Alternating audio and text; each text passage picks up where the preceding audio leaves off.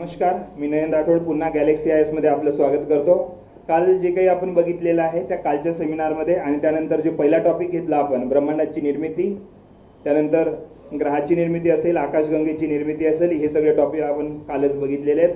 आज तिथून जिथं थांबलो होतो तिथून आज पुढे जाऊया. यानंतर आपण काय बघणार आहे, जे सूर्य आहे किंवा तारा आहे, या ताऱ्याची जशी निर्मिती झाली आणि अस्त झाला, तर हे जे तारे आहेत या ताऱ्यापासून एखाद्या ग्रहाची निर्मिती कशी झाली आणि ग्रहाच्या निर्मितीनंतर जी काही सूर्यमाला आहे ज्याला सोलर सिस्टीम म्हणतो, ही सोलर सिस्टीम नेमकी कशी आहे त्याच्याबद्दल थोडीशी माहिती बघू. आणि पृथ्वीची जी प्रारंभिक अवस्था आहे ती प्रारंभिक अवस्थेपर्यंत आणि वर्तमान वायूपर्यंत आपण आज त्याच्यामध्ये बघूया. आता काल जसं आपण बघितलं की जर एखादी हा तारा असेल, हा तारा असेल हायड्रोजन, हायड्रोजनचं रूपांतर हेलियम, हेलियमचं रूपांतर कार्बन, कार्बनचं रूपांतर निकेल आणि फेरस, त्यानंतर याचं रूपांतर काय झालं होतं इथे सुपरनोवा. आता इकडे लक्ष द्या, जर प्रारंभी एकच मूलद्रव्य असेल हायड्रोजन आणि वर्तमान अवस्थेमध्ये किती मूलद्रव्य आहेत एकूण 119, नवीन 4 मूलद्रव्याचा शोध लागला. कसे काय आले? एकच जर मूलद्रव्य असेल सुरुवातीला, आता किती झाले 119 कुठून आले? निश्चितपणे मूलद्रव्य निर्माण होण्याची जी व्यवस्था आहे ती एका मूलद्रव्यापासूनच दुसरा मूलद्रव्य तयार झाला असेल. याचा अर्थ असा होतो की एक मूलद्रव्य दुसऱ्या मूलद्रव्यामध्ये काय होऊ शकतो, परिवर्तित होऊ शकतो.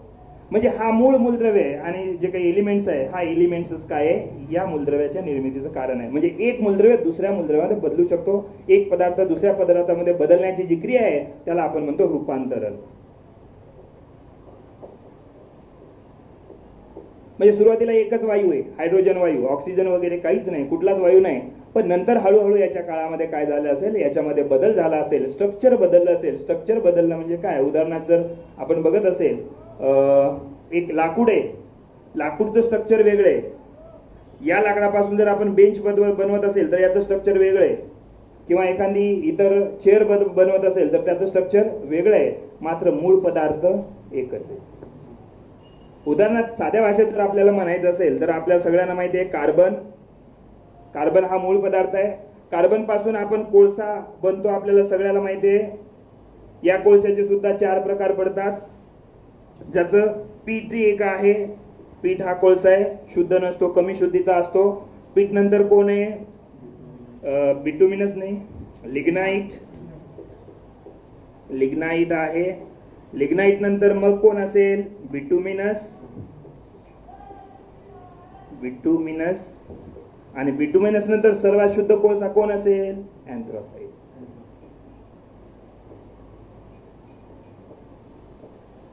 वेळ कमी, तुमची शुद्धता कमी. वेळ जसा जसा वाढत जाईल तुमची शुद्धता वाढत जाईल. आपल्यामध्ये असलेले सगळे गुण जे असतात एकदमच शिकायला भेटत नाही. प्रत्येक व्यक्ती काय म्हणतो, काळाच्या ओघामध्ये प्रत्येक व्यक्ती शिकत असतो. का, तो परिपक्व होत जातो. जसं कोळसा आहे, कोळसा सुरुवातीला झाला तो पीठ झाला, एवढी काही शुद्धता नाही. काळाच्या ओघात हळूहळू शुद्ध होत गेला आणि त्याच्यामध्ये शुद्धता वाढत गेली. व्यक्तीचंही असंच आहे. एमपीएससी करत असताना पहिल्या वर्षी आला नॉलेज नसतं, हळूहळू जसे वर्ष वाजत 3-4 वर्ष तसं त्याच्यामध्ये नॉलेज जास्त आहे. एमपीएससी पास झाला का नाही पास झाला त्याचा काही याच्यामध्ये मॅटर नसतो, मात्र नॉलेज जे आहे किंवा त्याची परिपक्वता जी आहे ती काय होत जाते, वाढत जाते. आणि सर्वात शुद्ध कोळसा कोण आहे, अँथ्रासाइट. आणि याच्यामध्ये सुद्धा काळाचा जर परिणाम झाला तर हा अँथ्रासाइटच नंतर कशामध्ये बदलणार आहे, हिऱ्यामध्ये. हिरा माहिती असेल, शुद्ध स्वरूपाचा कोळसा शेवटी कशात बदलतो, हिरा. म्हणजे अशा प्रकारे एक पदार्थ दुसऱ्या पदार्थामध्ये बदलतो. दुसरं सांगायचं, हा जो कोळसा आहे, आपण भूगोलचाच भाग बघतोय, सायन्सचा भाग बघत नाहीये, कारण हे सगळं आहे आपल्याला. आता याच्यामध्ये हा जो कोळसा आहे, हा कोळसा, याचे काही अपरूप आहेत. जसा हिरा झाला, हिरा सुद्धा अपरूप आहे, अँथ्रासाइट सुद्धा अपरूप आहे. त्यानंतर फुलेरिन्स आहे, फुलेरिन्स. आणखी कोणी सांगता येईल, ग्राफाइड आहे, बरोबर आहे, ग्राफाइड आहे. ग्राफाइड नंतर ग्राफिन सुद्धा तो त्याचाच भाग आहे. आता बघा लक्षात घ्या, सगळ्याचे गुणधर्म कसे वेगवेगळे. कोणी याच्यामध्ये सुवाहक आहे, कोणी दुर्वाहक आहे, कोणी पूर्ण आंतरिक परावर्तन करून टाकतं. कोणाला एवढं महत्व आहे हिऱ्याला की कधी बघायला सुद्धा भेटत नाही. आणि कोळसा आहे ज्याला खूप काही महत्व नाही, आणि त्याचा मूळ पदार्थ कोण आहे, कार्बन आहे. फुलेरिन्सचं स्ट्रक्चर वेगळं आहे, ग्राफिनचं स्ट्रक्चर वेगळं आहे, त्यानंतर हिऱ्याचं स्ट्रक्चर वेगळं आहे. स्ट्रक्चर कळतंय, त्याची संरचना वेगळी आहे, प्रत्येकाची संरचना वेगळी आहे आणि संरचना बदलली की त्याचे गुणधर्म काय होतात, बदलतात. याचाच अर्थ काय आहे की हायड्रोजनचं स्ट्रक्चर चेंज होऊन काय बदललं असेल, हेलियम, गुणधर्म बदलले. त्यानंतर हेलियमचं स्ट्रक्चर बदलून इतर मूलद्रव्यामध्ये परिवर्तन झालं असेल, त्यामुळे त्याचे गुणधर्म सुद्धा काय झालं असेल, बदल. जेव्हा कोणत्याही पदार्थाची तूटफूट न होता, तूटफूट होणार नाही, काळाच्या ओघात त्याच्यावर काही बलाचा परिणाम होऊ शकतो, ज्याच्यामध्ये आंतरिक बल असेल किंवा बाह्य बल असेल. आंतरिक आणि बाह्य बलामुळे जर एखाद्या पदार्थावर परिणाम होत असेल आणि त्याचं स्ट्रक्चर बदलत असेल, संरचना बदलत असेल, तर त्या संरचनेपासून बदलणारा जो एखादी पदार्थ असतो तो रूपांतरित पदार्थ असतो, रूप परिवर्तित झालेला पदार्थ असतो. या ब्रह्मांडाच्या निर्मितीला एकच जर पदार्थ जबाबदार असेल तर इतर जे काही पदार्थ झालेले असतील निर्माण, ते निश्चितपणे कसे पदार्थ असतील, रूपांतरित पदार्थ असतील. म्हणून पुढे आपल्याला बघायचंय खडक प्रणाली. खडक प्रणालीमध्ये 3 आहे, इग्नियस रॉक आहे, सेडिमेंटरी रॉक आहे आणि मेटामॉर्फिक रॉक आहे. हा मेटामॉर्फिक रॉक कोण आहे, हा रूपांतरित खडक आहे. मग इथं जर बघितलं आपण पीठ, पीठ हा खऱ्या अर्थाने एक जीवाश्माचा टाईप आहे. वनस्पती, झाडे झुडपे खाली दबले की कशात तयार झालं, पीठ. पीठ नंतर लिग्नाइट, रूप परिवर्तन झालेला खडक आहे. बिटुमिनस रूपांतरित खडक आहे. अँथ्रासाइट रूपांतरित खडक आहे आणि हिरा सुद्धा रूपांतरित खडक आहे. हे सगळे नाव रूपांतरित खडकाचे आहेत. लक्षात कसं ठेवायचं, साधी आणि सोपी कल्पना आहे. आता याच्यामध्ये जर आपण बघत असेल, हा मूळ जर मूलद्रव्य असेल, पिरियोडिक टेबलचं थोडंसं जर आपण इथं विश्लेषण केलं आपण, तर पहिल्या क्रमांकावर कोण आहे, हायड्रोजन आहे. दुसऱ्या क्रमांकावर कोण आहे, हेलियम आहे. त्यानंतर तिसऱ्या क्रमांकावर कोण आहे, माहिती आहे का, बरोबर आहे, लिथियम आहे. लिथियम नंतर कोण आहे, बेरिलियम आहे. बेरिलियम नंतर कोण आहे, कोण आहे, बोरॉन आहे. नंतर कार्बन आहे, बरोबर आहे, कार्बन आला. त्यानंतर बरोबर आहे, त्यानंतर नंतर कोण राहिला, एफ राहिला. हा,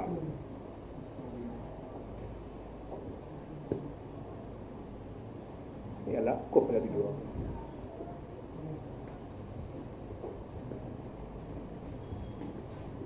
शेवटी इकडे कोण येईल आता, निऑन. इकडे जर सगळे असे येत असतील ना, ते सगळे निष्क्रिय वायू आहेत, राजवायू आहेत, नोबेल गॅसेस आहेत. म्हणजे हे काही क्रिया करत बसत नाही. पोट जर भरलं असेल तर पूर्ण खाण्याची काही व्यवस्था आपण करत नाही.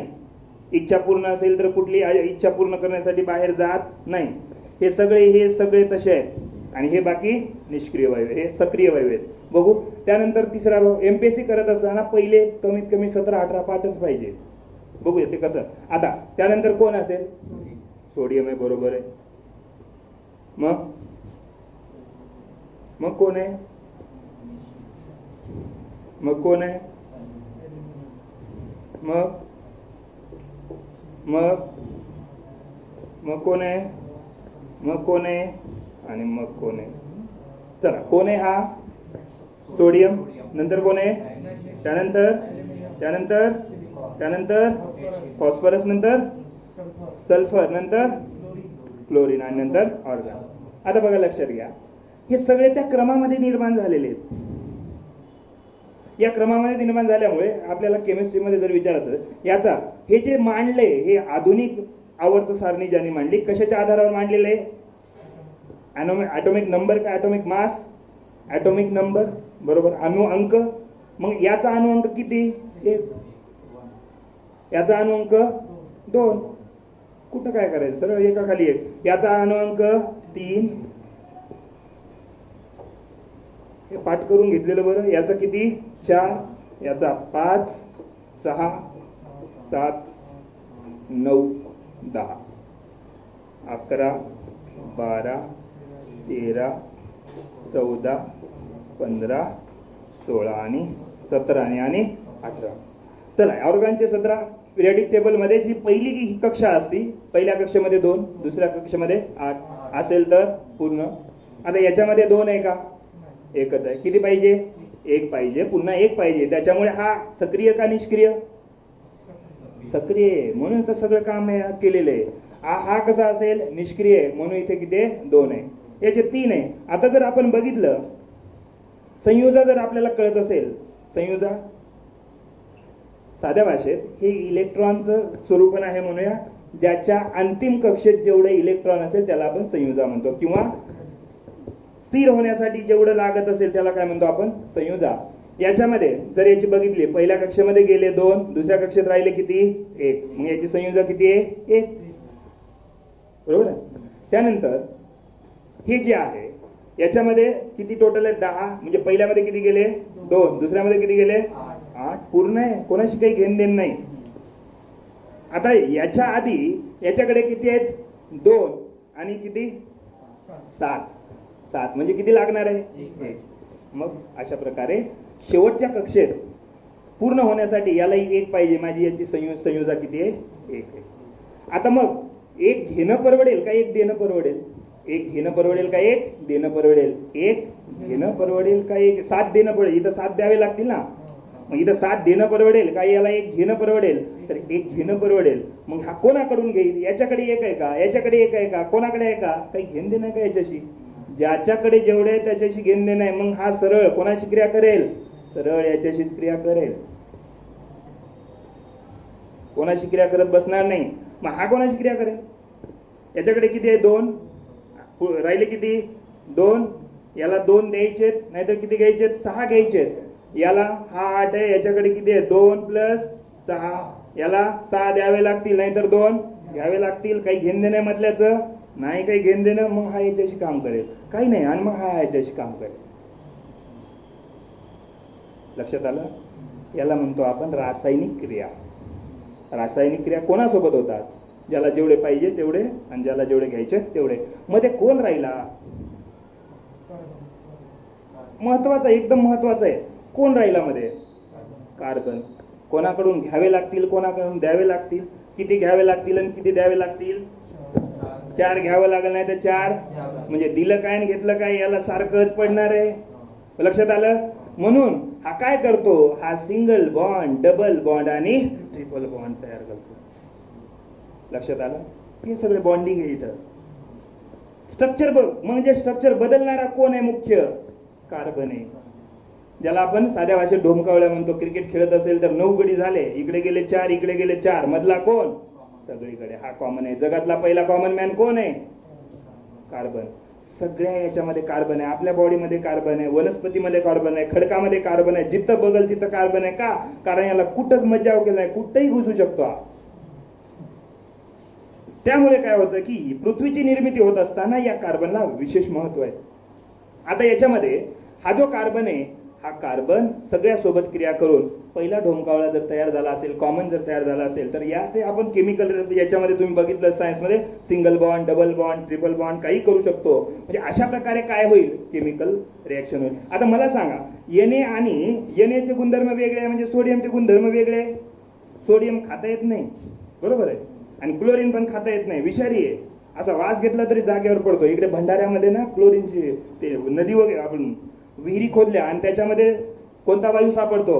क्लोरीन वायू सापडतो. एखादी व्यक्ती सहज आपल्याकडचा गेला नदीमध्ये, त्या विहिरीमध्ये असं डोकावून बघितलं आणि क्लोरीन वायू वर आला की गेला खाली, एवढा विषारी आहे.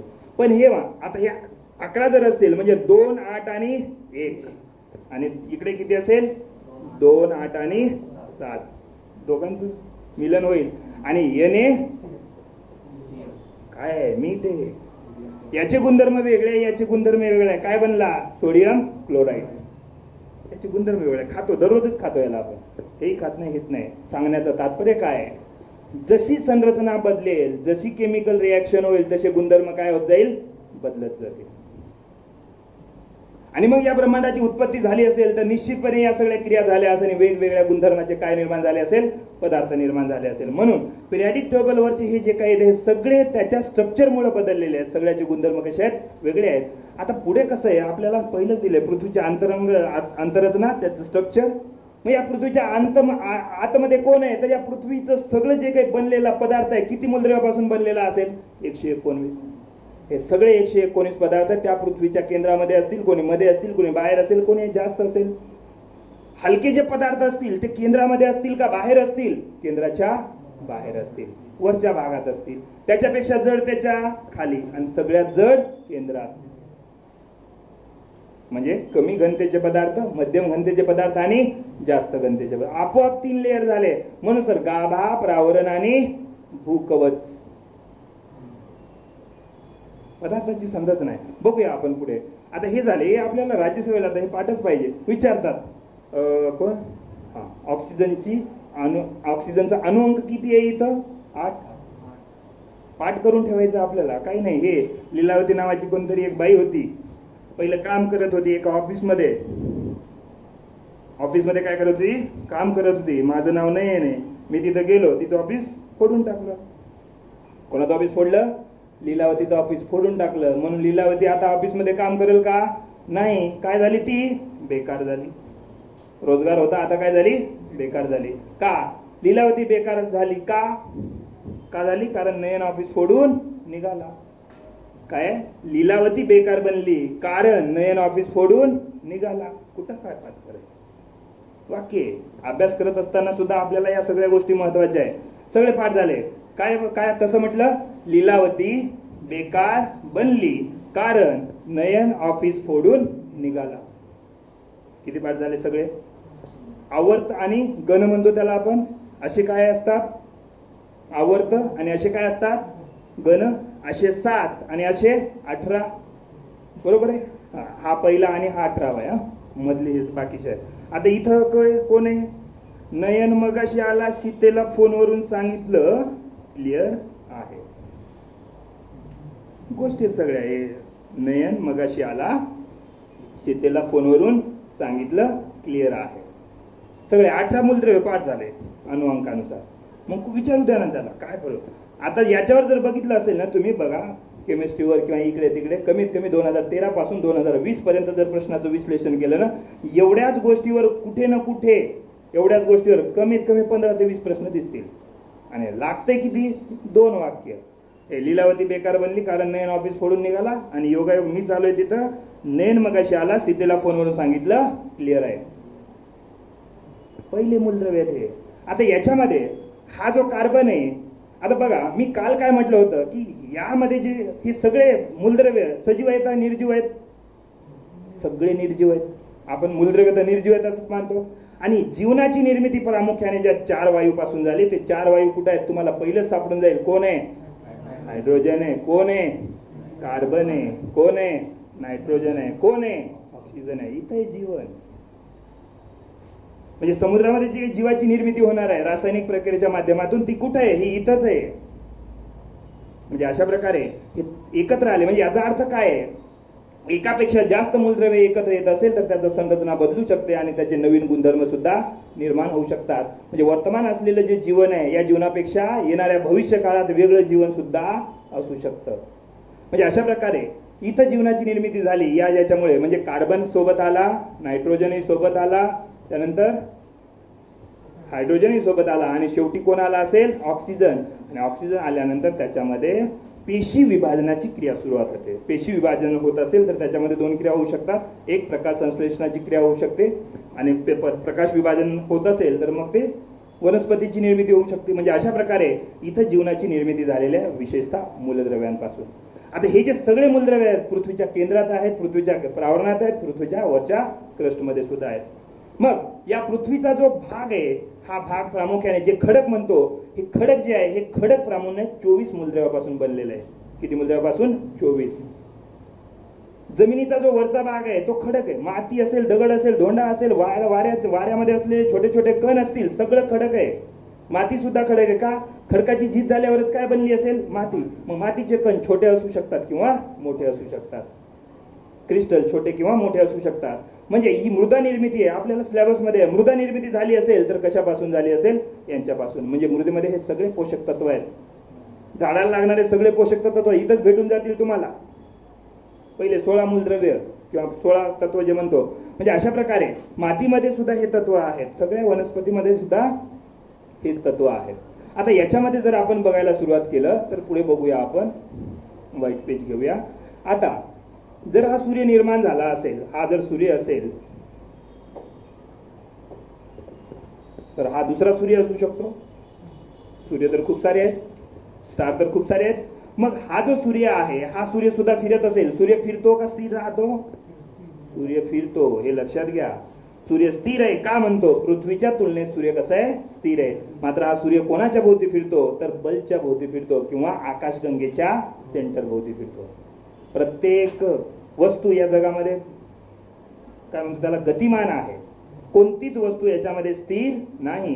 त्याच्यामुळे साहजिक आहे, प्रत्येक गोष्ट जर गतिमान असेल तर आपण सुद्धा कशावर गतिमान आहोत. मग हे गतिमान जर असतील तर हा सूर्य छोटा आहे, हा सूर्य मोठा आहे. कोणाचं गुरुत्वाकर्षण जास्त असेल तर छोट्या सूर्याचं गुरुत्वाकर्षण कमी, मोठ्या सूर्याचं गुरुत्वाकर्षण जास्त. नॉर्मल स्टार आणि मॅसिव्ह स्टार. मग हे जर यांच्यामध्ये जर अंतर कमी होत असेल तर याचं गुरुत्वाकर्षण याच्यावर प्रयुक्त होईल. हा जर स्टार असेल याचं तापमान निश्चितपणे जास्त होईल. हायड्रोजनचं हिलियममध्ये रूपांतर होत आहे. मोठ्या प्रमाणात जर तापमान बाहेर पडत असेल तर निश्चितपणे इथे काही प्रमाणात वायू असेल, काही प्रमाणात द्रव्य असेल आणि काही प्रमाणात स्थायू असेल. निश्चितपणे याचं गुरुत्वाकर्षण याच्यावर आणि याचं गुरुत्वाकर्षण याच्यावर. जर याचं गुरुत्वाकर्षण याच्यावर प्रयुक्त होत असेल तर सर्वात आधी काय खेचलं जाईल बाहेर? वायू खेचलं जाईल, द्रव्य खेचलं जाईल का स्थायू खेचलं जाईल? निश्चितपणे पहिलं काय खेचलं जाईल? वायू. वायू नंतर द्रव्य आणि त्यानंतर स्थायू. सेम याचं असंच आहे. आपली जी काही सूर्यमाला आहे, या सूर्यमालेमध्ये जे काही 8 ग्रह आहेत, 8च आहेत का 9 आहेत? आधी 9 होते, आता किती आहेत? 8. एकाला बाहेर काढलं, कोणाला? प्लुटोला. का काढलं बघू त्याला आपण. आणि ग्रह म्हणजे नेमकं कोणाला म्हणतात, त्याची व्याख्या काय ते सुद्धा बघणार आहे आपण. आता याचं जर गुरुत्वाकर्षण याच्यावर प्रयुक्त झालं असेल तर याचा वायूचा भाग बाहेर पडला, हा वायू आहे याचा भाग. आणि त्यानंतर काय बाहेर आलं असेल? द्रव्य किंवा स्थायू. द्रव्य किंवा स्थायू इथं आला आणि त्यानंतर वायू इथे आलेला आहे. मग हे आंतरिक ग्रह आहेत आणि हे बाह्य ग्रह आहेत. हे जे आंतरिक ग्रह आहे, या आंतरिक ग्रहामध्ये कोण कोण आहे? जसा बुध आहे, शुक्र आहे, त्यानंतर आपली कोण? पृथ्वी आहे, आणि त्यानंतर कोण आहे? मंगळ. हे मंगळ सगळे हे 4 जे ग्रह आहेत आंतरिक ग्रह आहेत. आणि सगळे कशापासून बनलेले आहेत? स्थायू पदार्थापासून बनलेले आहेत. कारण नंतर स्थायू आला ना. आणि इकडे वायू आधी खेचला गेल्यामुळे काय झालं असेल? हे सगळे कोणते ग्रह आहेत? बाह्य ग्रह आहेत. आणि बाह्य ग्रह कशापासून बनलेले असतील? वायूपासून. मग बाह्य ग्रहामध्ये कोण आहे? तर बाह्य ग्रहामध्ये कोण आहे? पहिला गुरु, शनी, युरेनस आणि कोण आहे? नेपच्यून. तर हे सगळे ग्रह कशापासून आहेत? वायूचे फक्त गोळे आहेत. पाय ठेवायला जमीन नाही, फक्त वायूचे गोळे आहेत. म्हणून याची घनता कशी आहे? सर्वात कमी आहे. वायूची घनता कशी आहे? कमी आहे. सर्वात मोठा आंतरिक ग्रहामध्ये सर्वात मोठा कोण आहे? पृथ्वी आहे. स्थायू आहे. म्हणजे निश्चितपणे या 8 ग्रहामध्ये घनता कोणाची जास्त असेल? आकाराने मोठा कोण आहे? काही घेणं देणं नाही. पृथ्वीची घनता कशी असेल? जास्त आहे. कारण हे स्थायू आहेत आणि स्थायूमध्ये सर्वात मोठा कोण आहे? पृथ्वी आहे. आकाराने जरी हे मोठा असेल, गुरु, शनी, युरेनस, नेपच्यून, पण घनता कोणाची जास्त आहे? याची जास्त आहे. तर किती घनता आहे? तर घनता आहे 5.52, 5.5 म्हणू शकतो. आणि त्याच्यानंतर सगळ्याची घनता त्याच्यापेक्षा काय असेल? कमी असेल. आता याच्यामध्ये हे जे 2 सूर्य आहेत, हे 2 सूर्यापासून नेमकं कसं? एकच सूर्य होता का 2 सूर्य होतं? त्याच्यामध्ये 2 विचारधारा, एक द्वैतवादी आणि दुसरी अद्वैतवादी. 2 संकल्पना आहेत. ग्रहाची निर्मिती नेमकी कशी झाली? हे तारे आहेत. ताऱ्याची निर्मिती कशी झाली बघितलं आपण. आता काय बघतोय? ग्रहाची निर्मिती. बरोबर आहे. ग्रहाची निर्मिती नेमकी कशी झाली? तर काही लोकांचं म्हणणं आहे सूर्य हा एकमेव जन्मदाता आहे सूर्यमालेचा. काही लोकांचं म्हणणं आहे एक सूर्य नाही तर 2 सूर्याच्या संयोगामुळे वर्तमान ग्रहाची काय झालेली आहे? निर्मिती झालेली आहे. मग 2 सूर्याच्या एकत्रीकरणापासून किंवा त्याच्या संरचनेपासून जर निर्मित झाली असेल त्याला म्हणतो द्वैत. द्वैतचा अर्थ होतो 2. द्वैतवादी. आणि अद्वैत म्हणजे एक. मग असे जे लोक आहेत जे असं मानतात की या ग्रहांची निर्मिती केवळ सूर्यापासून झालेली आहे, त्याला म्हणतो आपण अद्वैतवादी संकल्पना. आणि जे 2 ताऱ्याच्या संयोगापासून झालेली असं म्हणतात त्याला आपण म्हणतो द्वैतवादी संकल्पना. राज्यसेवेच्या प्रीला प्रश्न आलेले आहेत. मी जे काही पिरियडिक टेबल सांगितलं असेल सगळ्या भौतिक भूगोलमध्ये, भूरूपशास्त्रामध्ये त्याचंच काम आहे. पुढे आपण त्याला बघू. आताच क्लिअर करून घेतलंय की नेमके कोणते कोणते मूलद्रव्य आपल्याला कामी येणार आहेत. मग असं जर ग्रहाची निर्मिती कशी झाली तर ग्रहाची निर्मिती निश्चितपणे सूर्यापासून झाली असेल. मग एक सूर्य असेल किंवा दोन सूर्य असेल. आता याच्यामध्ये प्रामुख्याने आपण जेवढ्या महत्वाच्या तेवढ्या बघूया. मग ग्रहाची निर्मिती कशी झाली. टॉपिक आहे आपला महत्वाचा, ग्रहाची निर्मिती. आणि ग्रह म्हणजेच कोण, पृथ्वी आहे. मग पृथ्वीची निर्मिती असेल किंवा इतर ग्रहाची निर्मिती असेल. मग या ग्रहाच्या निर्मितीमध्ये प्रामुख्याने ज्या संकल्पना आहेत याच्यामध्ये दोन संकल्पना आहेत. पहिली संकल्पना आहे अद्वैतवादी.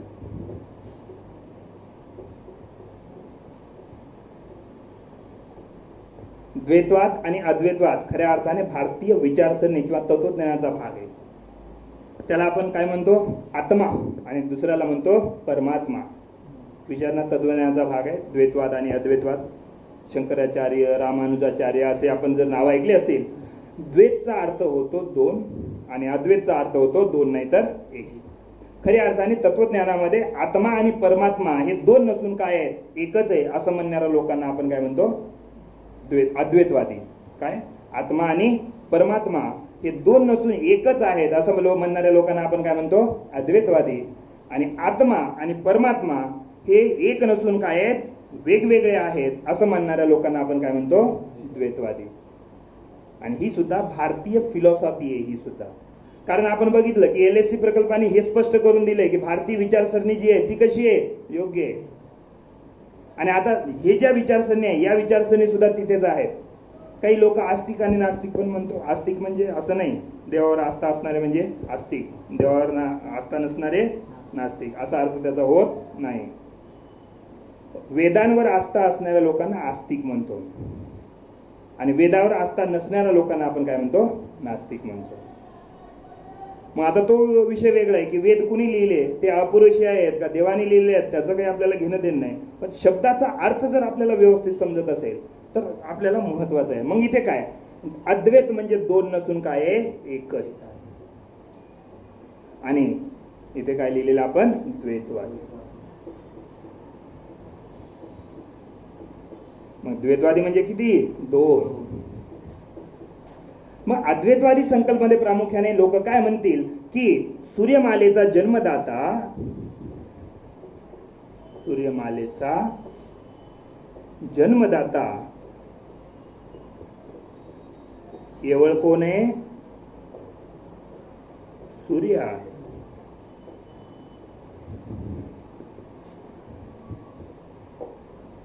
तर इकडे जे लोक आहेत तर सूर्यमालेचा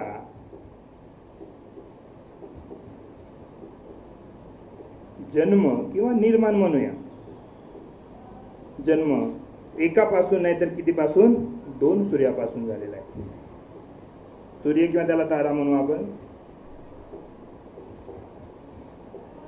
बघा लक्षात घ्या, ग्रहाच्या निर्मितीच्या दोन संकल्पना आहेत विशेषतः, किंवा दोन विचारधारा म्हणून याला. दोन विचारधारेमध्ये पहिला आहे अद्वैतवादी. अद्वैतवादीमध्ये जे लोक आहेत ते एकच मानतात की सूर्यमालेचा एकमेव जन्मदाता केवळ कोण आहे, सूर्य आहे. आणि द्वैतवादीमध्ये कोण आहेत, सूर्यमालेचा जन्मदाता एकच सूर्य नसून किती आहेत, दोन किंवा त्यापेक्षा जास्त असू शकतात. मग याच्यामध्ये विशेषतः आपल्याला महत्वाचं जे अद्वैतवादी संकल्पना आहे,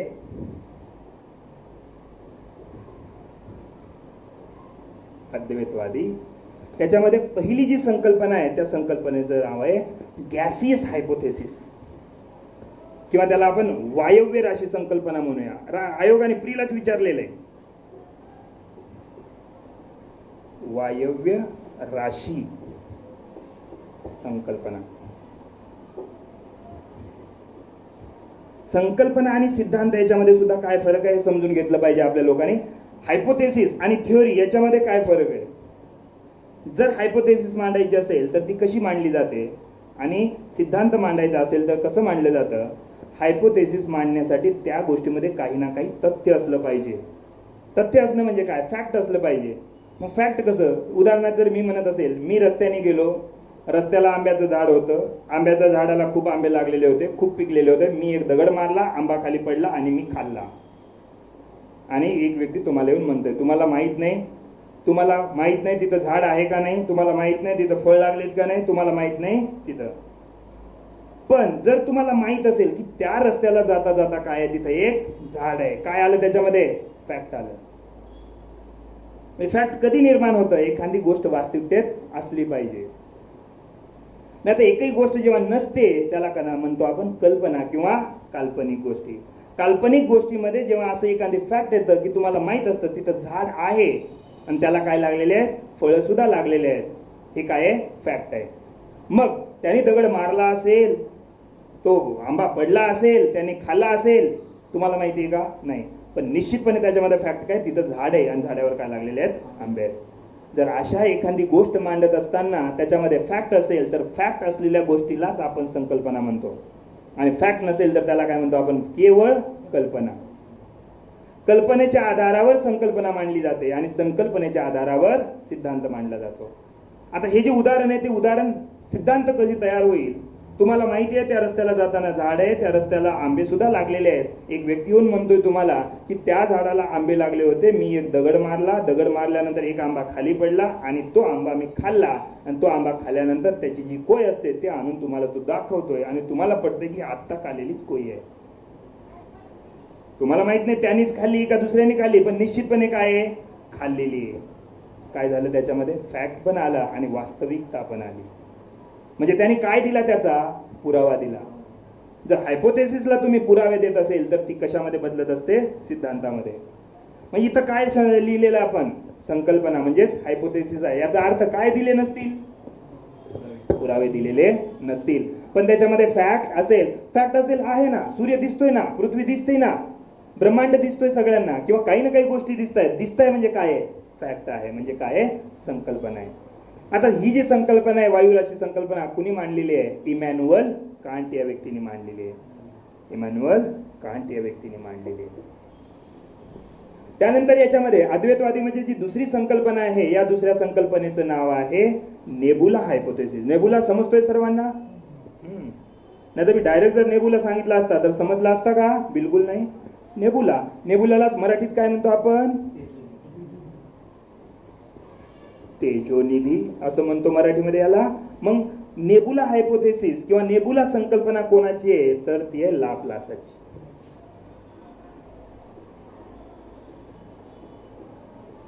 लाप्लास. दोन संकल्पना महत्वाच्या आहेत यामध्ये. अद्वैतवादीमध्ये पहिली संकल्पना वायव्यराशी संकल्पना आणि दुसरी आहे तेजोनिधी संकल्पना. पहिली कोणी मांडली, इमॅन्युअल कांटने मांडली, आणि दुसरी कोणी मांडली, लाप्लासाने मांडली. आता या दोन्ही एकमेकाशी जवळपास संबंधित आहेत. फक्त याच्यामध्ये काय विचारतं, नाव गाव पत्ता, बस. बाकी कसं झालं काय झालं जास्त विचारलं जात नाही. आता बघूया मग ही संकल्पना, पहिली जी संकल्पना आहे त्याच्यामध्ये पहिली आहे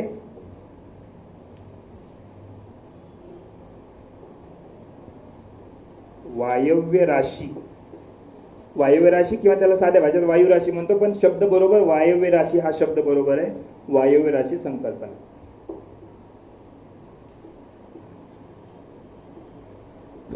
कुणी मांडलेली आहे, ही कांटने. काय म्हणतो, आपल्याला सगळ्याला नेबुला माहिती आहे. नेबुला, नेबुला म्हणजे काय, तर नेबुला म्हणजे हायड्रोजन वायूचा गोळा. हा सगळा नेबुला आहे.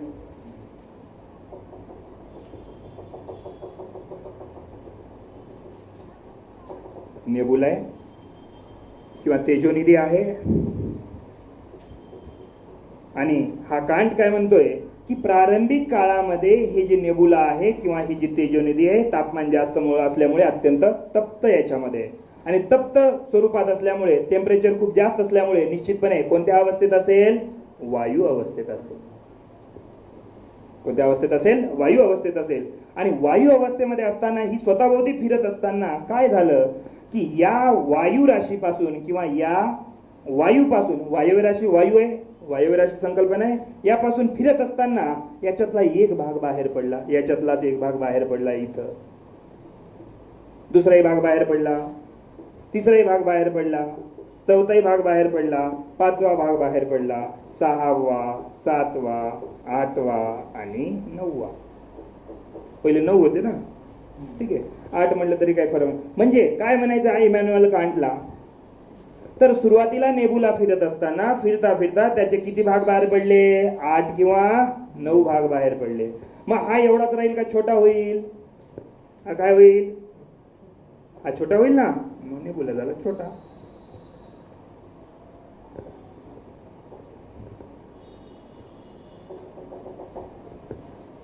मग नेबुला हळूहळू काळाच्या ओघात वायूपासून कशामध्ये आला, तापमान कमी झालं. तापमान कमी झाल्यानंतर कशा अवस्थेत आला असेल, स्थायूमध्ये. मग हे सगळे काय झाले, स्थायू.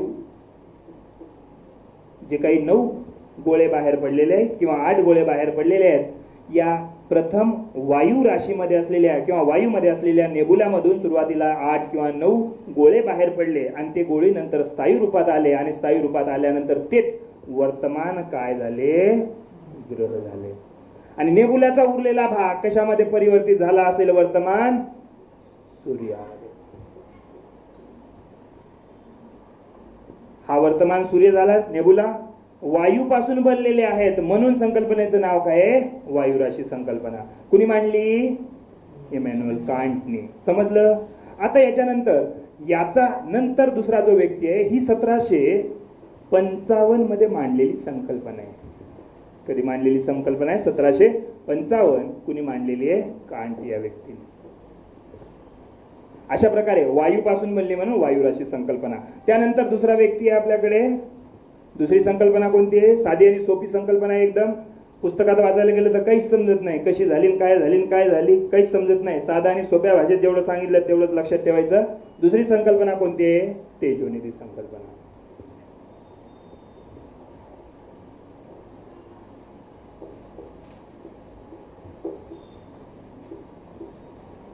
तेजोनिधी संकल्पना कोणाची आहे, लाप्लासा.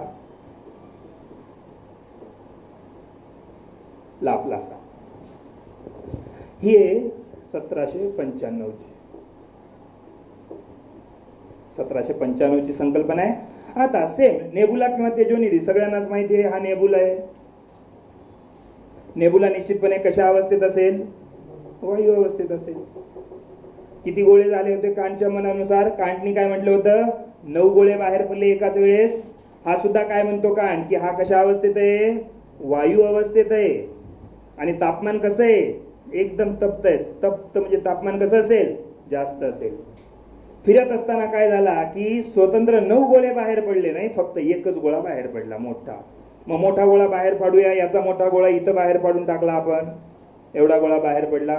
एवढा गोळा जर बाहेर पडला असेल तर निश्चितपणे याचा आकारमान काय होईल, याचा आकारमान काय व्हायला पाहिजे, कमी व्हायला पाहिजे. मग आकारमान कमी करून टाकू. झाला आकारमान कमी.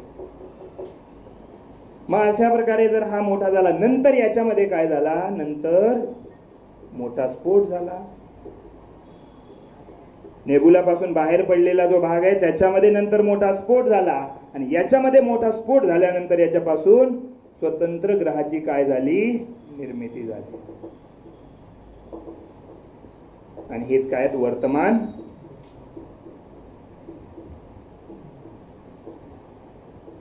वर्तमान ग्रह आहे. आणि उरलेला भाग कोण झाला असेल, सूर्य. म्हणजे सूर्यापासून किंवा तो जो नेबुला आहे तो पदार्थ आणि हा पदार्थ दोन्ही कसं आहे, एकच पदार्थ आहे. एकच पदार्थापासून सूर्यमालेची निर्मिती झाली म्हणून कसा, अद्वैतवादी संकल्पना. पण अद्वैतवादी संकल्पनेमध्ये 2 व्यक्ती महत्वाचे आहेत, एक कांट आणि दुसरा लाप्लासा. एकदम साधी आणि सोपी संकल्पना आहे. दोन्ही संकल्पना समजल्या सगळ्यांना. म्हणजे अशा प्रकारे या 2 संकल्पना कोणत्या आहेत, अद्वैतवादी संकल्पनेच्या आहेत. आता दुसरी जी आपली विचारधारा आहे ती विचारधारा कोणती, आपली द्वैतवादी.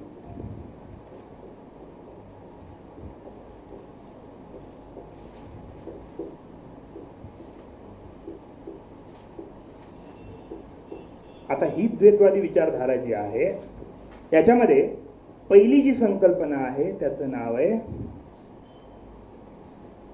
द्वैतारक संकल्पना.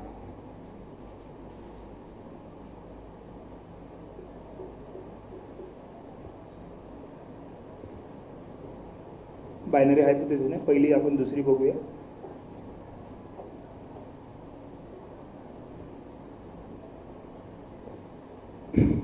ठीक आहे, पहिली द्वैतारक, कारण द्वैतारक सध्या मान्य आहे, पहिली घेतली तरी चालेल, काही एवढा इश्यू नाही.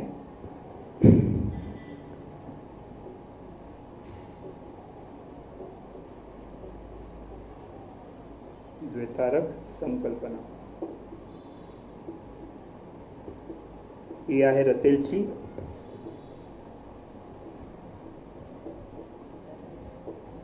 रसेल बायनरी हायपोथेसिस म्हणतो. त्यानंतर टायडल हायपोथेसिस सुद्धा आहे. टायडलला आपण म्हणूया ज्वारीय संकल्पना किंवा भरती ओटी संकल्पना मराठीमध्ये. भरती ओटी संकल्पना. भरती ओटी समजत असेल सगळ्यांना?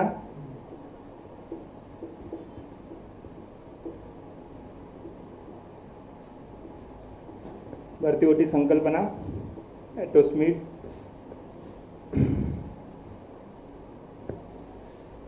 त्यानंतर आंतरतारक धूळ संकल्पना.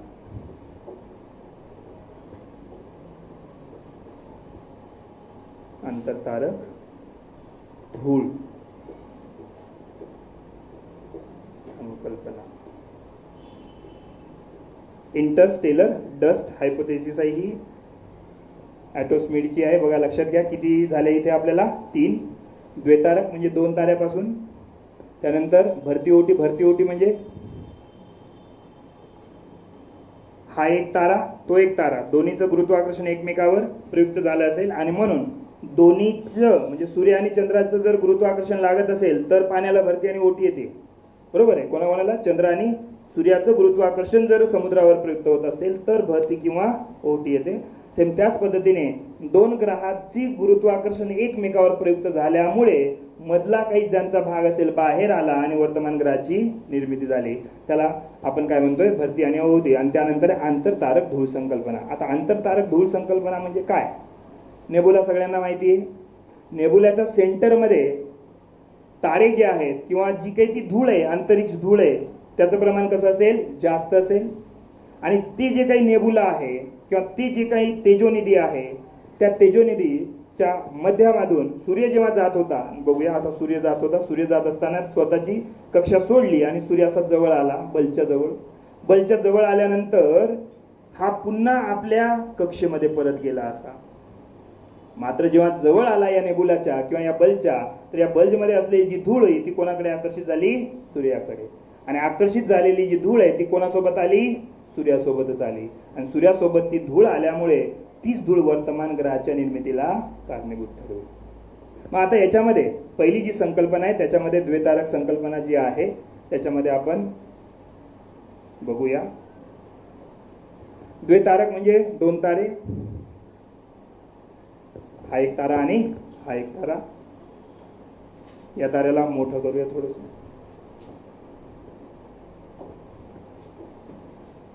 हा तारा मोठा आहे असा.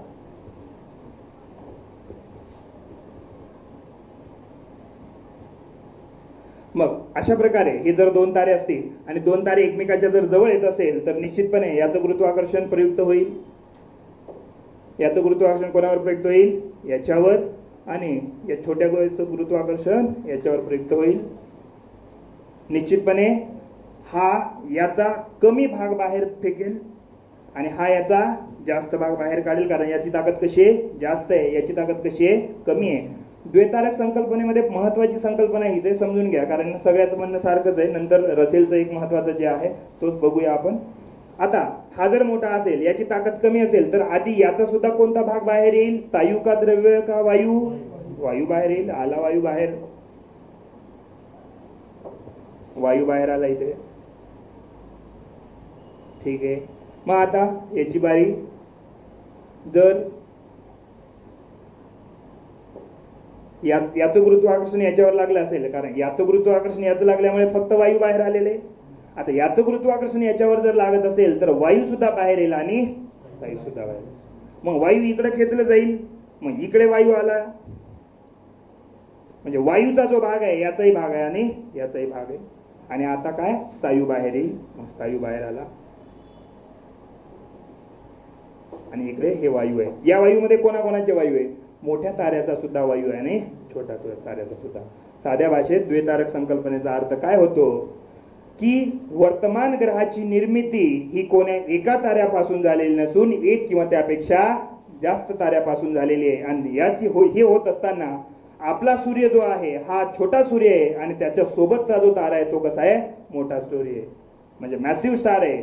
आणि काय झालं की प्राचीन काळामध्ये हे 2 तारे एकमेकाच्या जवळ येत होते. याच्यातलं अंतर कमी होत होतं. त्याच्यामुळे मोठ्या ताऱ्याची जी गुरुत्वाकर्षण शक्ती आहे ती छोट्या ग्रहावर प्रयुक्त झाली आणि छोट्या ग्रहाची जी ताऱ्याची जी गुरुत्वाकर्षण आहे मोठ्यावर प्रयुक्त झाली आणि दोन्हीचा जो समान भाग आहे इकडून वायू आणि स्थायू दोन्ही बाहेर पडला तर इकडून वायू बाहेर पडला, वायू इकडे राहिला आणि स्थायू तिकडे राहिला. म्हणून वर्तमान जे ग्रह आहेत हे वर्तमान ग्रह बाह्य ग्रह कशापासून बनलेले आहेत? आजही वायूपासून बनलेले आहेत.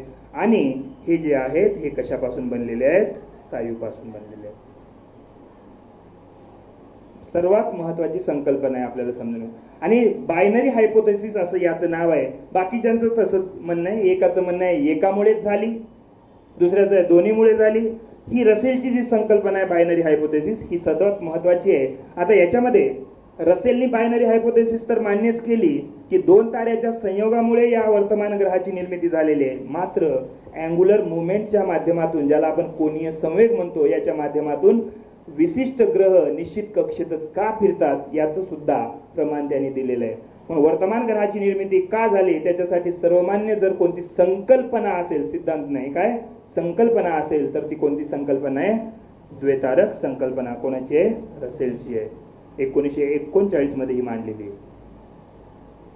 आता काय म्हणतो रसेल?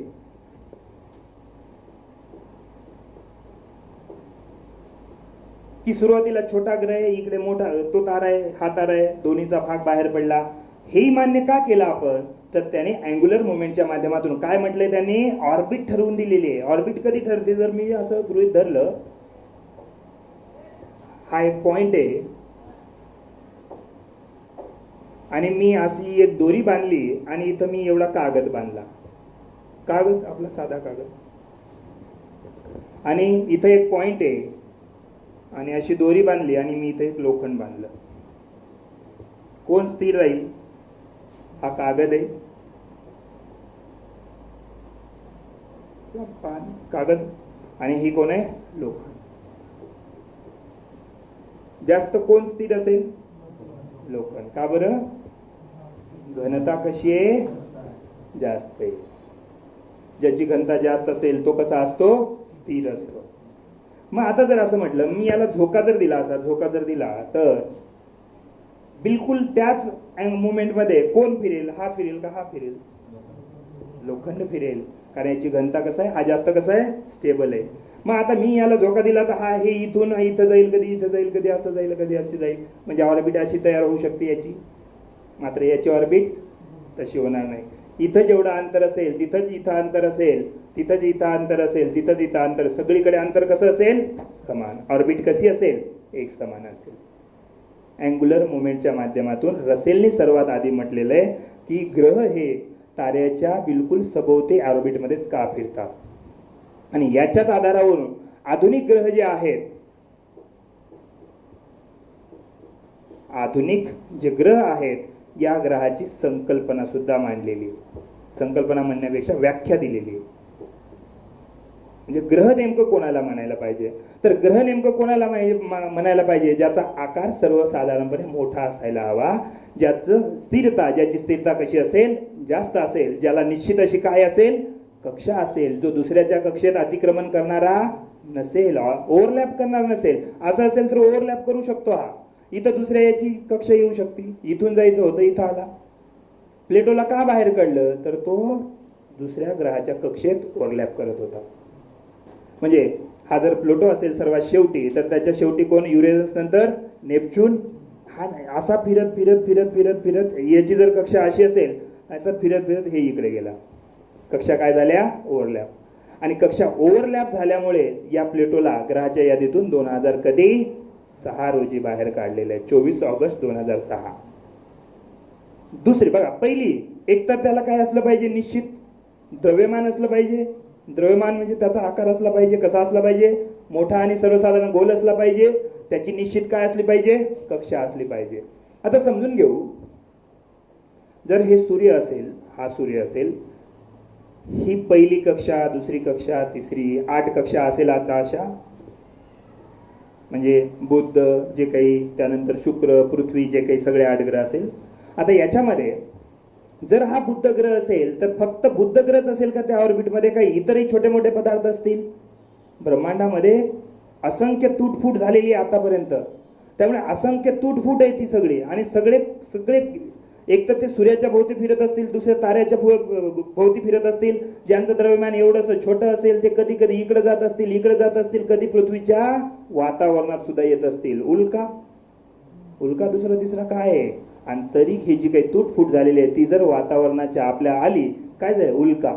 आणि उल्का आला असा की गुरुत्वाकर्षणामुळे आग लागते, त्याला शक्ती दिसते, तुटणारा तारा बिरा नाही, काय आहे, उल्का आहे. आग लागली की खाली पडत असतं. छोटा असेल तर वरच जळून राख होतो, मोठा असला का दणकन खाली येऊन पडतो आणि लोणार सारखं मोठं सरोवर तयार होतं. रशियामध्ये सुद्धा 2011ला पडलं ना, आता म्हणे कोणता तरी उल्का येणार होता. म्हणजे असे असंख्य छोटे मोठे पदार्थ असतात जे या ऑर्बिटमध्ये इकडे तिकडे कुठेतरी फिरत असतात. मग या ऑर्बिटमध्ये इथेही काहीतरी छोटे छोटे छोटे छोटे असे पदार्थ आहे याच्या ऑर्बिटमध्ये. आता या ऑर्बिटमध्ये फिरणारे इतर जे काही पदार्थ असतील, कोणाला बुद्धला सोडून, हे सगळे जे पदार्थ आहे, हे सगळ्या पदार्थाला जर एकत्र केलं आपण तर तो एवढा भरला, हे सगळे छोटे छोटे पदार्थ. आणि बुद्ध एवढा मोठा भरला थोडासा. म्हणजे त्या ग्रहाच्या कक्षेत जे इतर पदार्थ फिरत असतील त्या सगळ्यांचं मिळून जेवढं वस्तुमान असेल त्या वस्तुमानापेक्षा याचं वस्तुमान काय पाहिजे, जास्त पाहिजे. जर त्या कक्षेमध्ये फिरणाऱ्या इतर पदार्थाचं वस्तुमान जास्त असेल त्या ग्रहापेक्षा, तर त्याला ग्रहाची मान्यता दिली जात नाही. प्लुटोच्या संदर्भात सुद्धा दुसरी गोष्ट महत्वाची हीच ठरली. प्लुटो ज्या कक्षेमध्ये फिरत होता, या कक्षेमध्ये हे सगळे पदार्थ जे होते सगळे एवढे जर भरत असतील वस्तुमान, तर प्लुटोचं 0.7% एवढंच वस्तुमान होतं. एक भरलं का, एक पेक्षा जास्त भरलं का, नाही. मग प्लुटोचं जे वस्तुमान आहे ते इतर पदार्थाच्या तुलनेत कसं पडलं, कमी पडलं. म्हणून 2006 रोजी प्लुटोला ग्रहाच्या यादीतून बाहेर काढलं आणि कशाचा दर्जा दिला, बटू ग्रहाचा. कशाचा दर्जा दिला, बटू ग्रहाचा. लक्षात आलं. म्हणजे ग्रहाच्या यादीतून त्याला बाहेर कधी काढलं, 2006. कुठे काढलं, प्राग या ठिकाणी. प्राग कुठे आहे, चेक प्रजासत्ताकची राजधानी आहे प्राग. प्राग माहिती असेल सगळ्यांना, युरोपमध्ये देश आहे प्राग. याची राजधानी म्हणजे कोणाची, चेक प्रजासत्ताक किंवा चेक प्रजासत्ताकची राजधानी कोण आहे, प्राग. काय आहे तिथं, इंटरनॅशनल म्हणजे इंटरनॅशनल ॲस्ट्रॉनॉमिकल युनियन, IAU चं काय आहे तिथं मुख्यालय. आंतरराष्ट्रीय अवकाश संशोधन केंद्र आहे तिथे, आणि तिथेच ही संस्था संमेलन भरत असतं. आणि त्या संमेलनामध्ये 2006ला याला बाहेर काढलं आणि कशाचा दर्जा दिला आपण त्याला, बटू ग्रहाचा. म्हणजे अशा प्रकारे ग्रहाची निर्मिती कशी झाली, तर दोन संकल्पना आपल्याला महत्वाच्या आहेत, द्वैतवादी आणि दुसरी अद्वैतवादी. द्वैतवादीमध्ये विशेषतः एक सर्वात महत्वाची कोणाची, रसेलची बायनरी हायपोथेसिस. बाकीच्या ज्या एवढ्या महत्वाच्या नाहीत. आणि इकडे जे आहे त्या दोन महत्वाच्या आहेत, एक लाप्लासाची आणि दुसरी कांची. म्हणजे अशा प्रकारे वर्तमान सूर्यमालेची काय झाली असेल, निर्मिती झाली असेल. आणि ग्रह कोणाला मानायला पाहिजे, तर ग्रह कोणाला मानायला पाहिजे, त्याला काय असलं पाहिजे, विशिष्ट आकारमान. आणि हे आकारमान कमी असायला पाहिजे का जास्त पाहिजे, जास्त. दुसरं, त्याला स्वतंत्र कक्षा असावी. इकडे आपण नवीन पेजला लिहू. ग्रहाची व्याख्या, पहिलं निश्चित आकारमान,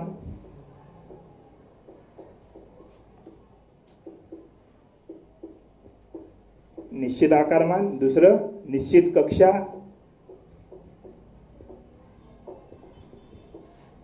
निश्चित कक्षा. त्यानंतर तिसरं काय असलं पाहिजे, त्या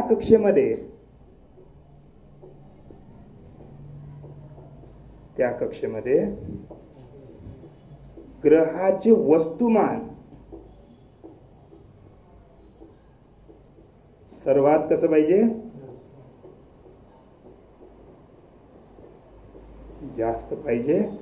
आणि निश्चित कक्षा म्हणजे दुसऱ्याच्या कक्षेला अतिक्रमण करणारा नसावा,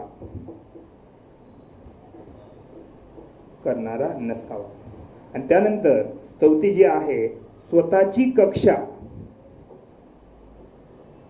स्वतःची कक्षा, कक्षा म्हणजे त्याची ऑर्बिट स्वच्छ करणारा असावा,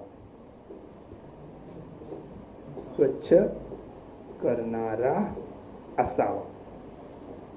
म्हणजे त्याच्या वातावरणात जर कोणी आलं त्याला जाळणारा असावा. जसं पृथ्वीच्या कक्षेत कोणी आलं तर काय होतं, आग लागते. म्हणजे त्याची स्वतःची जी काही यंत्रणा असेल, म्हणजे स्वतःच्या जवळ कोणी येत असेल तर त्याला दूर फेकणारा असावा, म्हणजे स्वतःचं संरक्षण करणारा असावा. म्हणजे पृथ्वीच्या जर वातावरणात कोणी बाह्य ग्रह जर कोणी जर एंटर करत असेल तर निश्चितपणे पृथ्वी काय करते, आपल्याला बल प्रयुक्त करते आणि त्याला बाहेर फेकण्याचं काम करते. म्हणजे स्वतःची कक्षा काय करणारा असावा, स्वच्छ करणारा असावा. आधुनिक किंवा वर्तमान ग्रहाची व्याख्या ही आहे. या व्याख्येमध्ये कोणते कोणते दोन गोष्टी बसले नाहीत प्लुटोच्या संदर्भात. एक तर निश्चित कक्षा नव्हती. कुठे गेली निश्चित कक्षा?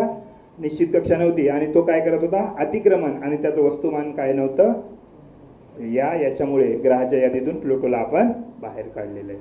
म्हणजे अशा प्रकारे ग्रहाची काय झाली निर्मिती. कोणापासून झाली, एका सूर्यापासून का दोन सूर्यापासून? तर दोन्ही विचारधारा आहेत, संकल्पनाच आहेत. आणखी काही सिद्धांत मांडलेला, म्हणजे सिद्धांत म्हणजे पुरावे दिलेले आहेत का? नाही, पण तथ्य आहे. म्हणून या सगळ्या काय आहेत, संकल्पना आहे. कोणती संकल्पना सर्व मान्य आहे, तर खऱ्या अर्थाने रसेलची संकल्पना मान्य आहे. कारण त्यांनी बायनरी हायपोथेसिसच्या माध्यमातून, अँग्युलर मुवमेंटच्या माध्यमातून या सगळ्या गोष्टी मांडलेल्या आहेत. म्हणजे अशा प्रकारे ग्रहाची निर्मिती झाली. आणि ग्रहाच्या निर्मिती म्हणजेच कोणाची निर्मिती? पृथ्वीची निर्मिती झालेली आहे. आता मग सूर्य आहे. निश्चितपणे सूर्य जर हा सूर्य असेल तर याच्या भोवती किती ग्रह फिरणार असतील? 8. बरोबर आहे. म्हणजे पहिला, दुसरा, तिसरा, चौथा, पाचवा, सहावा, सातवा, आठवा. ही जी काही सोलर सिस्टीम आहे, ही सोलर सिस्टीम जर 100% अशी आहे, आपण म्हटलं, काल आपण म्हटलंय हा सूर्य आहे. सूर्य जर सूर्यमाला जर असेल, सूर्यमालेमध्ये कोण कोण आहेत? एक सूर्य आहे, 8 ग्रह आहेत, 1,00,000 धूमकेतू आहे. धूमकेतू माहिती आहे? हॅले नावाचा धूमकेतू कधी नाव ऐकलं असेल?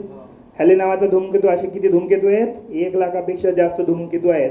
आणि त्यानंतर 40,000पेक्षा जास्त, 40,000पेक्षा जास्त लघुग्रह आहेत. लघुग्रह आणि बटुग्रह वेगळे. हे लघुग्रह बटुग्रहाला मान्यता दिलेली आहे. 5 बटुग्रह आहेत 2006 नंतर.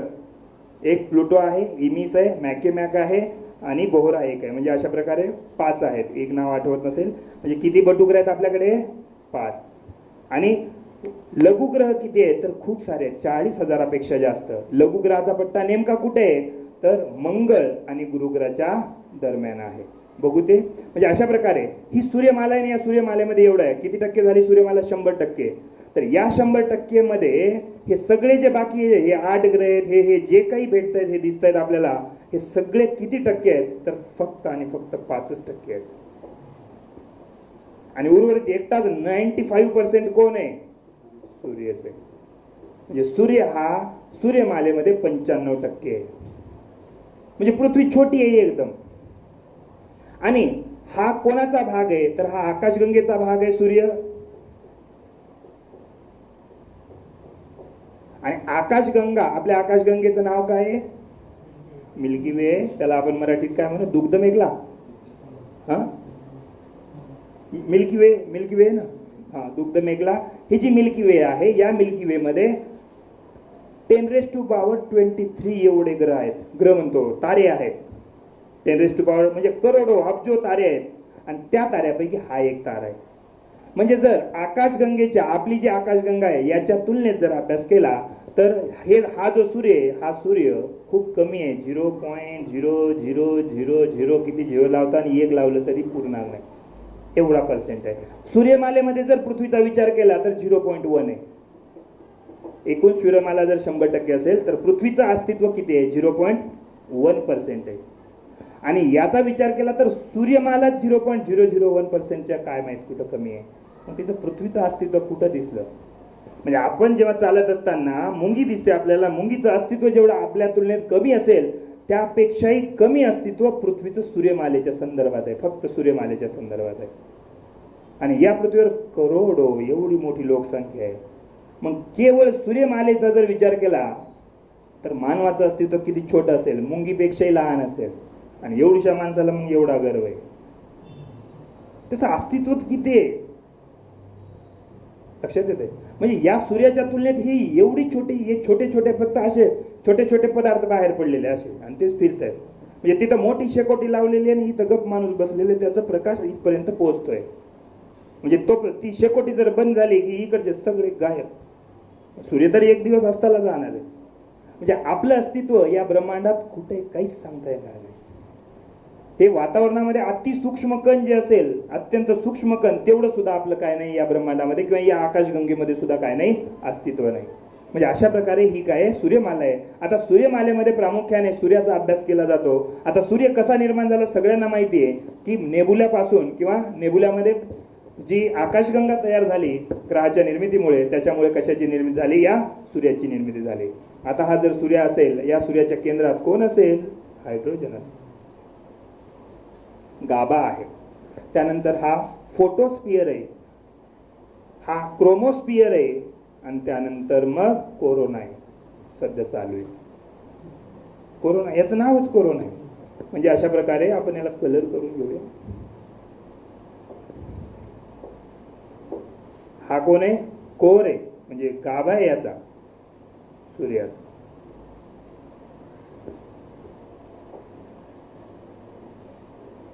त्यानंतर हा फोटोस्फिअर. फोटोस्फिअर का म्हटलं असेल याला, कारण इथं सगळे फोटॉन तयार होतात, म्हणजे प्रकाशाची निर्मिती होती समजूया इथं. त्यानंतर हा क्रोमोस्फिअर आहे.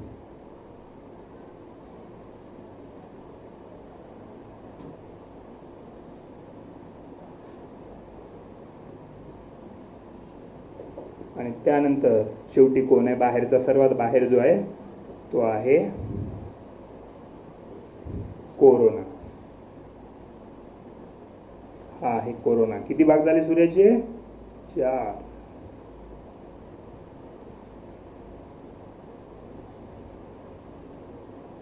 आपण एकदम हळू घेतोय कारण हा भागच तसा आहे.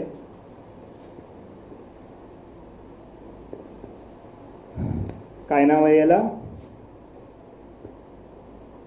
हा कोण आहे, गाभा.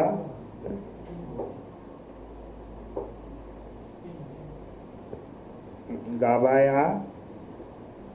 हा कोण आहे, फोटोस्फिअर.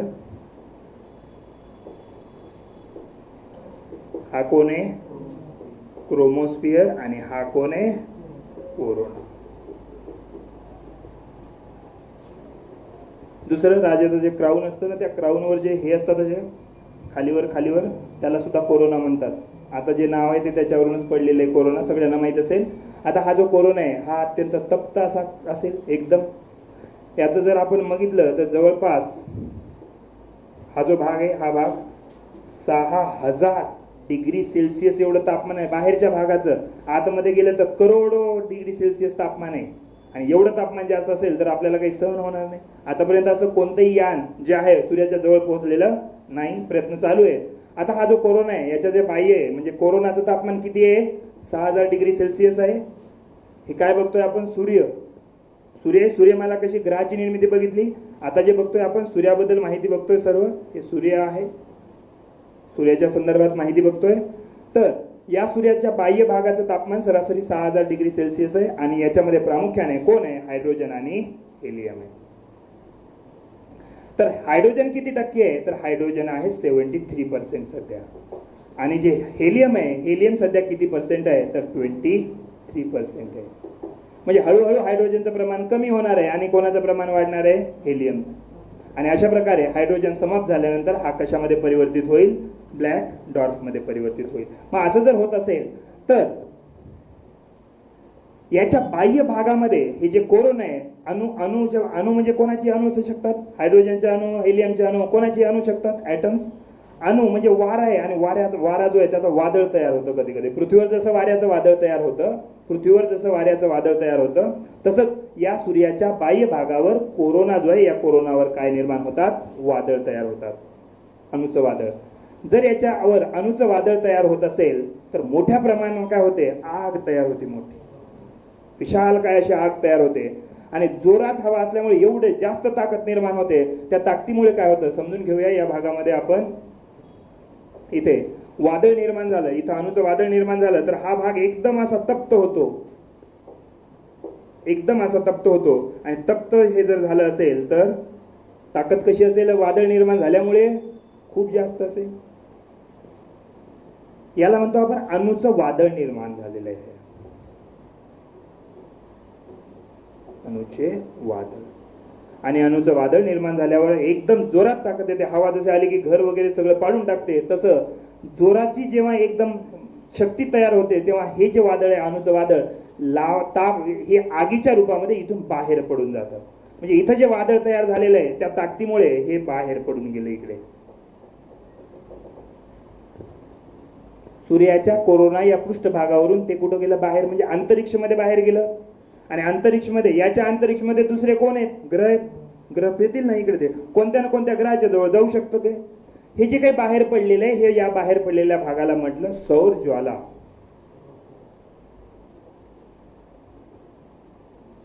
प्रश्न कुठून येतात तुम्हाला समजेल आयोगाला. सौर ज्वाला म्हणजे काय प्रश्न विचारलेला आहे. आता ही सौर ज्वाला जर बाहेर पडत असेल तर हीच आग इथं बाहेर पडली, इथं राहिली का ती आग? इथं आग राहिली नाही म्हणून याला, या आगीला आपण बंद करून टाकू. ही आग कॅन्सल. मला लक्षात घ्या, इथं जर आग तयार झाली आणि ती बाहेर पडली तर सरासरी कोरोनाचं तापमान 6000 डिग्री सेल्सिअस आहे. ही आग बाहेर पडली तर इथलं तापमान काय झालं? थोडं कमी झालं. तापमान कमी झाल्यामुळे हा कसा दिसेल? डार्क स्वरूपाचा दिसेल थोडासा. हा भाग कसा दिसेल? डार्क स्वरूपाचा दिसेल. हा डार्क स्वरूपाचा दिसेल. सौरज्वाला निर्माण झाल्या, सौरज्वाला बाहेर गेल्या, अणुचं वादळ निर्माण झालं म्हणून सौरज्वाला तयार झाल्या.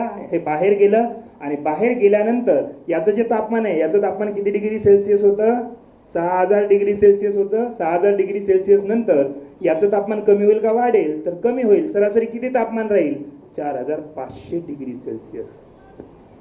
म्हणून या 6000च्या तुलनेत हे कसं दिसेल? थोडं काळं काळं दिसेल. यालाच म्हणतात सन स्पॉट, सौर कलंक. काय म्हणतात? सौर कलंक. शब्द विचारलेला आहे. म्हणजे इथं काय निर्माण झाले? सौर डाग किंवा सौर कलंक. सौर डाग किंवा सौर कलंक. सनस्पॉट तयार कसे झाले? या सौर ज्वालेमुळे तयार झाले. आता ही सौर ज्वाला कुठे ना कुठे इकडे तिकडे जाईल, समजून घेऊया नेक्स्ट पेजवर. ही जी सौर ज्वाला होती, ही सौर ज्वाला इथे आहे. हे एकदम हळू व्यवस्थित का सांगतोय? कारण हे थोडस अवघड आहे, वाचलं तर काही समजत नाही.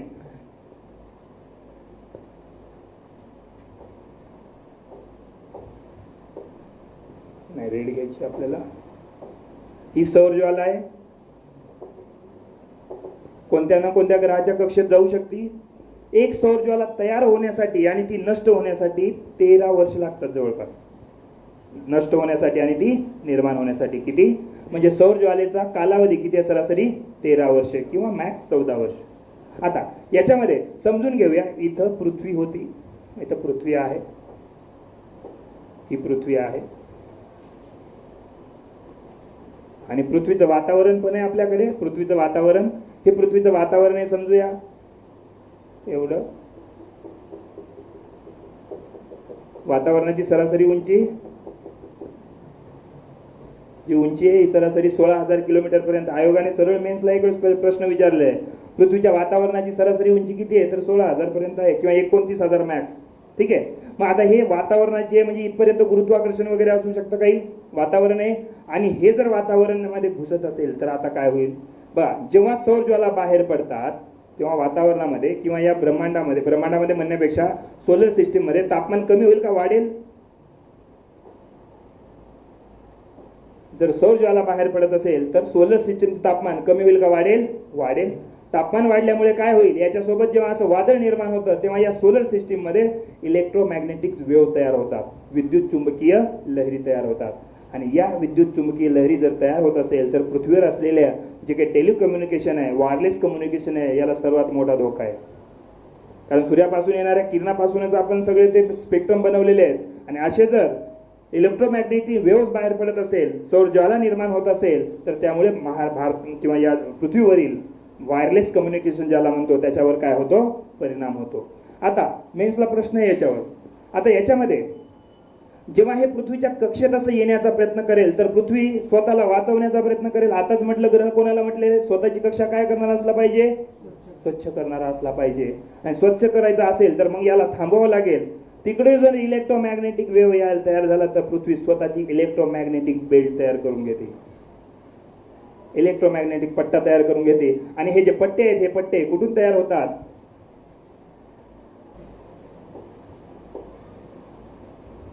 ही जर पृथ्वी आहे आणि या पृथ्वीला हे साऊथ पोल, नॉर्थ पोल आणि साऊथ पोल आहे.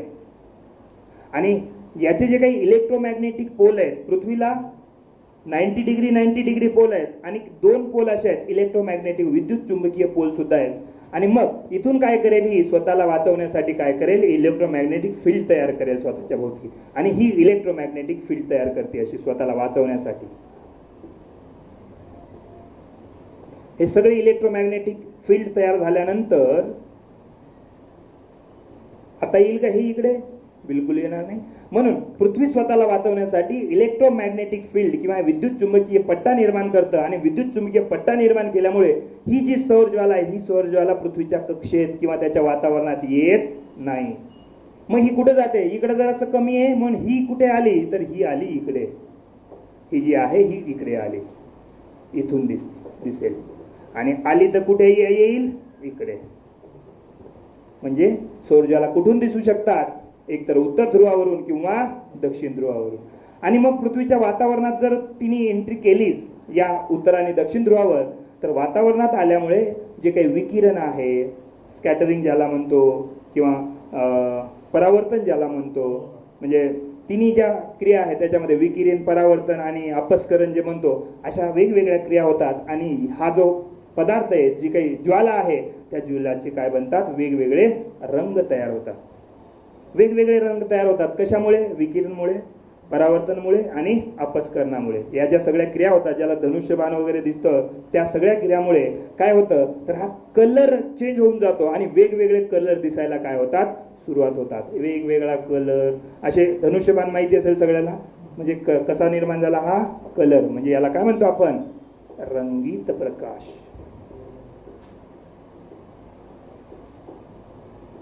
पोलर लाईट, या पोलर लाईटलाच आपण रंगीत प्रकाश, ध्रुवीय प्रकाश असं सुद्धा म्हणतो. आणि जर उत्तर ध्रुवावरून ती दिसत असेल तर त्याला एक नाव आहे, त्याचं नाव आहे अरोरा. अरोरा लाईट आहे ही. अरोरा म्हणजेच रंगीत. अरोरा लाईट म्हणजे अरोरा बोरियालिस. बोरियालिस.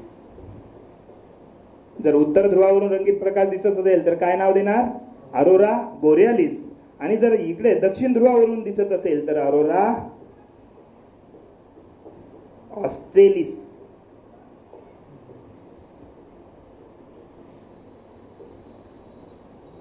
का ऑस्ट्रेलिस, तर इकडे ऑस्ट्रेलिया म्हणून ऑस्ट्रेलिस. तिकडे बोरेलिस का, तर बोरियल फॉरेस्ट जास्त आहे तिकडे. बोरियल फॉरेस्ट म्हणजे थंड व सूचीपर्णी वने, सरळ असे उंच गेलेले वन असतात थंड प्रदेशामध्ये. मूवीमध्ये वगैरे बघितलं असेल, उंचच उंच असतात ते. एक मूवी आहे कोणती तरी, रायझिंग ऑफ एप्स समथिंग काहीतरी, त्याच्यामध्ये असे उंच झाडे दाखवले असतात ध्रुवीय प्रदेशातले. त्याला थंड व सूचीपर्णी वने म्हणतो, त्यालाच बोरियल फॉरेस्ट म्हणतो. तर उत्तर भागामध्ये बोरियल फॉरेस्ट आहे म्हणून अरोरा बोरियालिस, दक्षिणेत ऑस्ट्रेलिया म्हणून अरोरा ऑस्ट्रेलिस. म्हणजे अशा प्रकारे ही सौर ज्वाला जर पृथ्वीच्या वातावरणात प्रवेश करण्याचा प्रयत्न करत असेल तर नेहमी कुठून दिसेल, उत्तर नाही तर दक्षिण ध्रुवावरून, इकडून तिकडून. आणि किती उंचीवर सरासरी ही असू शकते, तर कमीत कमी 25 किलोमीटर ते 80 किलोमीटरच्या दरम्यान ही दिसू शकते. नंतर आपण बघू त्याला कशा प्रकारे ती रंगीत दिसते. म्हणजे अशा प्रकारे पृथ्वी इलेक्ट्रोमॅग्नेटिक फील्ड सुद्धा तयार करते आणि स्वतःला वाचवण्याचा प्रयत्न सुद्धा करते. म्हणजे अशा प्रकारे अरोरा ऑस्ट्रेलिस, अरोरा बोरियालिस, सौर डाग, सौर कलम, सनस्पॉट, त्यानंतर अणुचं वादळ आणि सूर्य. सूर्याचे किती भाग, 4 भाग, त्यामध्ये गाभा आहे, त्यानंतर फोटोस्फिअर, क्रोमोस्फिअर आणि कोरोना. म्हणजे अशी सूर्याची सर्वसाधारण काय आहे माहिती आहे. आणि हे जे सूर्य आहे, या सूर्यापासूनच किती ग्रहाची निर्मिती झालेली आहे? उर्वरित सगळ्या ग्रहाची. मग इथे थोडे थोडे आपल्याला माहिती विचारली जाते प्रीला किंवा मेन्सला. बुध ग्रहाबद्दल थोडीशी माहिती पाहिजे, त्यानंतर शुक्र ग्रहाबद्दल थोडीशी माहिती पाहिजे, पृथ्वीबद्दल थोडीशी माहिती पाहिजे आणि मंगळबद्दल. बाकी बाहेरच्या ग्रहाबद्दल कधी कधी प्रश्न विचारतात, मात्र आंतरिक ग्रहाची माहिती थोडी जास्त पाहिजे. समजलं सगळ्यांना? म्हणजे आज काय बघितलं तर सूर्य कसा निर्माण झाला, सूर्यापासून पृथ्वी कशी निर्माण झाली, बाकीच्या काही छोट्या मोठ्या गोष्टीत असेल, काही करेक्शन जोडले असतील, आणि त्यानंतर सूर्यमालेकडे आजपर्यंत आपण आलोय. आता सूर्यमाला कशी बनली सगळ्यांना समजलंय. आता इथून पुढे उद्या आपण काय करूया, ग्रहाची थोडी थोडी माहिती घेतल्यानंतर एक महत्वाच्या टॉपिक कडे आपण जाऊया की या पृथ्वीवर, आता पृथ्वी कशी निर्माण झाली सगळ्याला माहित झालेलं आहे. आता पृथ्वीवर महासागरांची निर्मिती कशी झाली आणि महाखंडांची निर्मिती कशी झाली, त्याचबरोबर वातावरणाची निर्मिती कशी झाली, म्हणजे सुरुवातीला वातावरण कसं होतं आणि आता वातावरण कसं आहे, आणि या पृथ्वीमध्ये जीवाची निर्मिती कशी झाली, हा सगळा भाग आपण उद्या बघूया. Okay, thank you.